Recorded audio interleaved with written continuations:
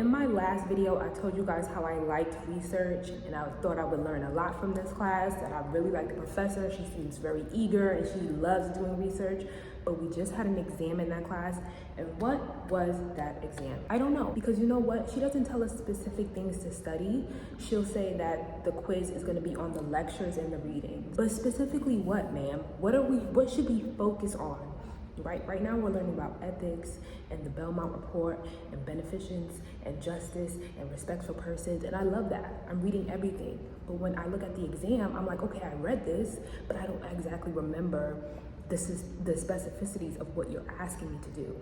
And it's frustrating to me because I hold myself accountable, I do all the things, but I feel like I'm not focusing on the right things. Like, I just had a test in phonology, which we had to do place, manner, and voicing of different letters, like how a child's lip might be formed, what they might be doing to certain letters, if they're putting front vowels in the back.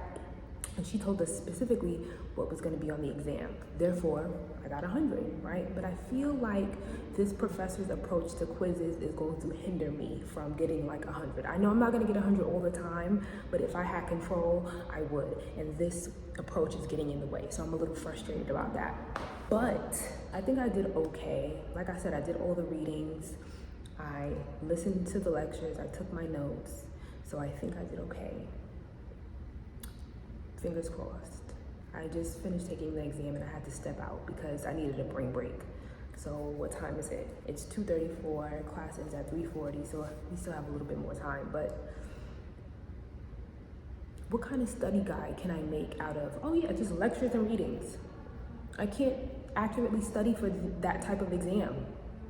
Be more specific. Okay, let me go back to class.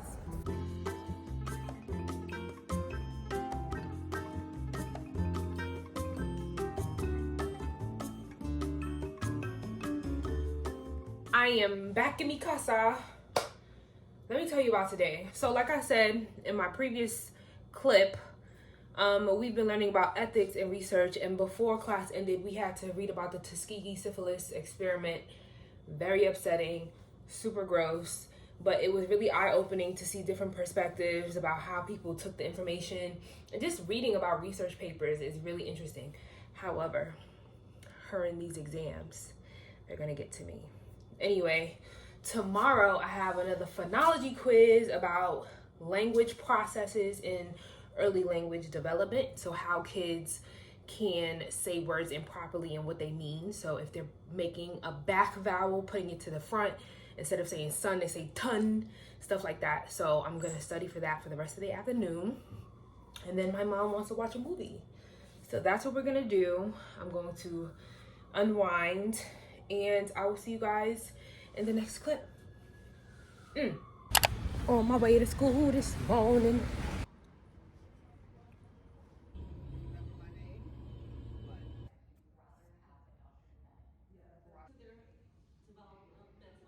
I had a 2-hour break in between my classes, so I am in the bathroom now, freshening up.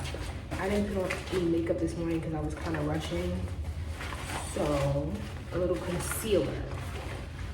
See this dark mark? We'll see. Now, I want to talk about the quiz I took earlier, because I did that.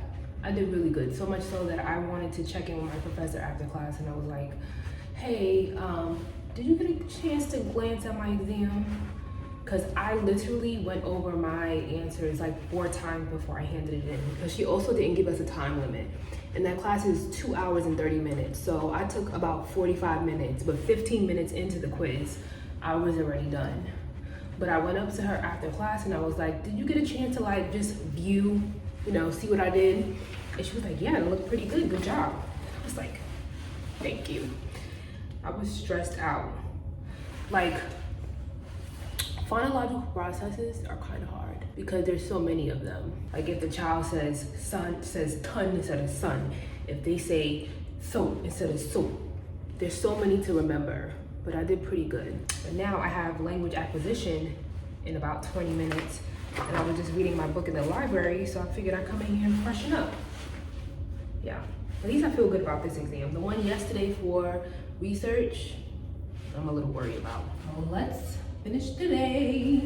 And also, I've been shooting on my phone because it's kind of hard to take out my camera while I'm in class. So there she goes. A noun and a verb. And a verb. When refurbish. Refurbished. Refurbished. Refurbished.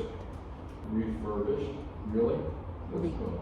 Refurbished. So is furbished like the organ? I actually forgot that I booked a workout class with my friend after school. So that's where we're going. Look how nice it is down here. These brownstones are beautiful.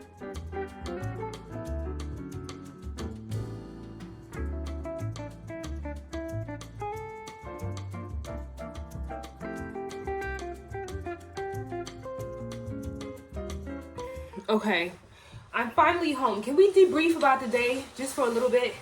Because I want to tell you about my last class. My last class on Tuesdays is advanced language acquisition. And let me tell you what the assignment was. The assignment was to acquire a language sample from a child under 3 years old, and they have to have 100 utterances. So yeah would be 1 utterance. Big building would be 2 utterances. But if they say yeah again, you can't count that. So they have to have 100 different utterances, right? So after we get the language sample, we have to separate it into 3 categories. What the adult said, what the child did, and what the child said, right? So we got the language sample, we have our 3 categories, and now we have to put each utterance into a category of like what type of sentence it is. Is it a possessive sentence? Is it a rejection sentence? And to do this successfully, you have to have a good grasp of the English grammar. So for example, we looked at this sentence for like a half an hour today. That's a car, right? That is, right? Because that is not a word. That is, because the apostrophe S is a contraction. That is the subject. Is the verb.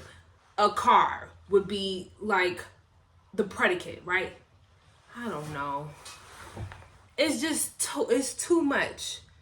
Like, don't touch. That would be a rejection sentence, right? Because it's telling you to do something. Touch would be the verb. Do not. Do is also a verb, though. So we were like looking at different words, putting them in these different categories, and it was a headache. It was a headache. Tomorrow I don't have school, so I want to go to a coffee shop and get some work done. But today was very successful because I felt good with my phonology quiz, which I think I told you guys about. And I didn't spend any money. We love a no spend day. So I'm going to get ready to relax myself, and I will see you guys tomorrow.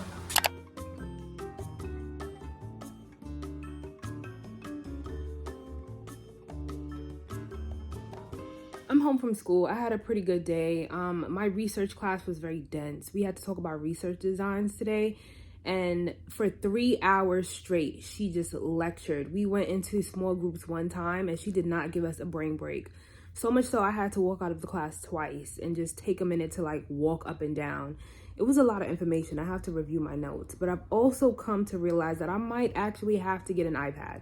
Like, it might be necessary. My bag that I carry to school is so heavy with books, my laptop, my pens, my emotional support bag with like my toiletries. And if I can condense it into like 2 devices, it would help me.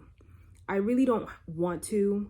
I might have to, but the verdict is out on that. Because also somebody commented that they have a screen protector that it feels like paper. And that would really satisfy me because I'm very much a pen to paper kind of girl. But seeing these girls with these thin bags with their 2 devices, I was jealous, honestly.